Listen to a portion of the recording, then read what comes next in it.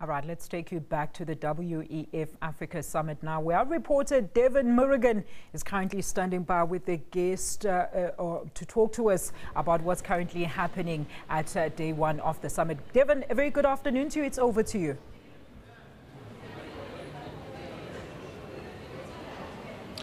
Well, the sun is setting on the first day of the World Economic Forum here in Durban. 1,000 participants or delegates from 100 countries, and I'm told that we would see up to 10 African leaders as well, all coming in to discuss growth, inclusive growth, and how to achieve that in rather trying circumstances. Well, what are the discussions really focused on, and what do we want out of the summit? Well, to help me with that question, Razia Khan, in charge of the African analysis at Standard Chartered, she joins us now. Razia, thanks indeed for coming.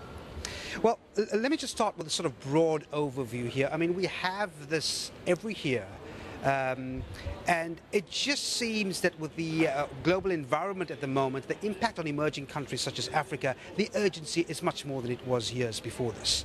Certainly. I mean, we've now become very used to gathering once a year at the World Economic Forum. It's that unique opportunity for the private sector and the public sector to get together and exchange ideas. But we're now several years into an economic slowdown that has gripped the African continent. Now, there have been some exceptions. There are countries like Côte d'Ivoire, Senegal, growing at very healthy growth rates. A lot of East Africa still doing well. But we have run into this commodity slowdown, and now new threats to growth potentially. Take South Africa with the recent credit rating downgrades, the concern about what the future trajectory might look like.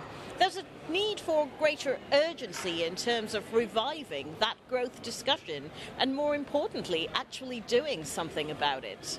And it's that very concept of growth that looks like is eliciting different types of thinking, am I right? We now have the concept of inclusive growth that's defining what these discussions should be like.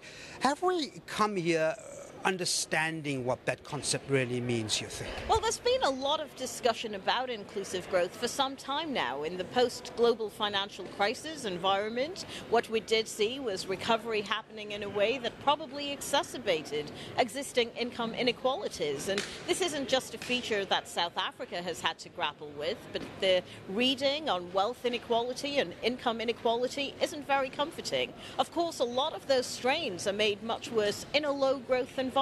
So not only has there been this issue of how to get growth back up, headline growth, to a level that's going to make a difference, that actually allows for some transformation, but it's also about the political aspect, the degree to which people feel that there is buy-in, that they are included in that growth experience. And this conversation has to become a lot more nuanced. You watch some of the ministers in South Africa and economically aligned people being fielded with questions from journalists, and they want them to actually separate and define each of these concepts: inclusive growth and radical economic transformation. It's all over the headlines.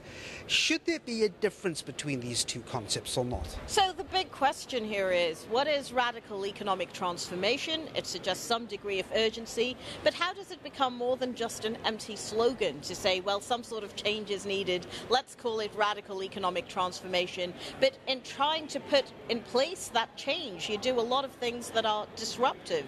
So disruptive to the status quo that the country suffers 2 credit rating downgrades, the threat of a third on the way, and perhaps even further downgrades beyond that. So on the one hand, there is a very clear problem. Growth in South Africa has underperformed since the global financial crisis. It just hasn't met expectations. It is not structurally transformative growth. It's not transformative in any sense. Something needs to be done. But do you then shore up your traditional strengths? Do you say, well, this is a country with strong institutions, with reasonable transparency. That transparency can be deepened. State-owned enterprises can be better run, can really do their bit to drive development and deliver on the development mandate in the economy? Or do you say, well, let's just call it radical economic transformation, do something a little bit disruptive, and then have to cope with much more difficult global financial special circumstances. This is a key test for South Africa, and this is why this conversation right now, happening right here in Durban, is important. It will be a key test for the new Finance Minister, Malusi Gigaba, who is in conversation with a veteran journalist in a few minutes from now. Undoubtedly, he will be asked about that concept. Do we spend our way to transforming the economy, but at the same time we've got to be prudent because ratings agencies are watching us?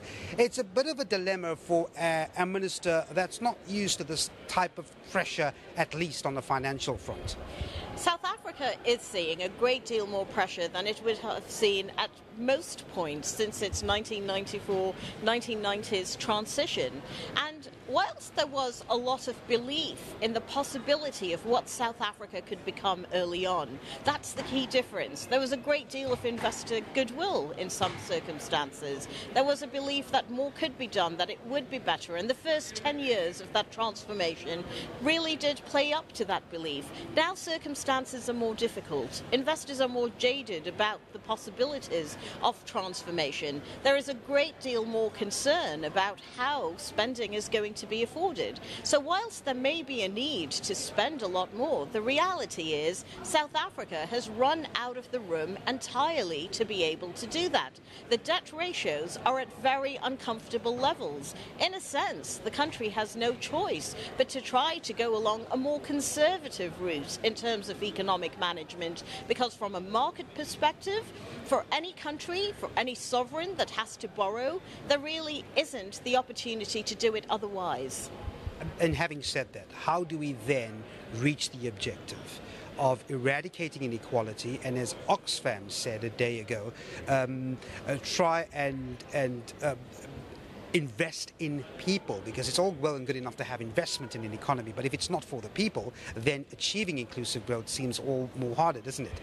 It's going to be very difficult without securing macroeconomic stability first. And now the hurdle, the bar has been set that much higher in terms of being able to achieve what was taken for granted just a few years ago. What ultimately delivers on the aspirations of people, what results in an environment where transformation of their own possibilities are possible, faster growth, higher growth. But there is a lot that needs to be done to be able to secure that. The very important part of that is securing investor confidence, putting right what has gone wrong. It's going to be very, very difficult to achieve that in the absence of confidence. What we do know is that there is a factor that distinguishes those economies that have managed structural transformation. They weren't able to just achieve faster growth for a year or two. It's not something that government spending can achieve on its own. It's about seeing sustained periods of high growth for decade after decade after decade. If that is the ultimate ambition, there isn't any room to get it wrong. You can't divert from the policy path that is going to deliver that. So any conversation that suggests somehow you can shrug off the greater pressures of the markets, somehow you can shrug off the concerns of the ratings agencies, and somehow you'll still deliver transformation to the people, that thinking is probably quite flawed. I'm going to throw one more question to you, because investors, ratings agencies are also looking at this thing called governance, and what a better place to find out whether we're excelling in our state-owned enterprises. What's your take on that? It becomes all important now. With the last credit rating downgrades that South Africa saw, a very key issue was raised, and this was the rising debt profile of government as a whole. Government has relied on state-owned enterprises to deliver on its development ambitions. This is things that the private sector wouldn't do because the cost of doing it probably exceeds the revenue of being able to do it. If you're going to have this development ambition, it becomes all important that public finances are in good shape, that there are no concerns about governance, that there are no concerns about SOEs somehow spending beyond their means, no concerns about SOEs being loss-making when a large number of them are. So SOE governance goes to the very heart of the reforms that are required in South Africa right now. But how do you reassure investors on that in the short term? It is investors who are going to have to finance SOEs for those SOEs to be able to do what they continue to do even more. And if investor confidence is lacking, if investor confidence has gone, it becomes incredibly difficult. Razia Khan from Standard Chartered Africa African analysis head. Thanks very much indeed for talking to us. And that's where we leave it for now. We at the WEF conference or the World Economic Forum in Durban. We'll probably touch base a little later for more interviews. Back to you. Thank you so much. That is our report on the scene. Devin Murrigan talking to Ms. Razia Khan of Standard Chartered.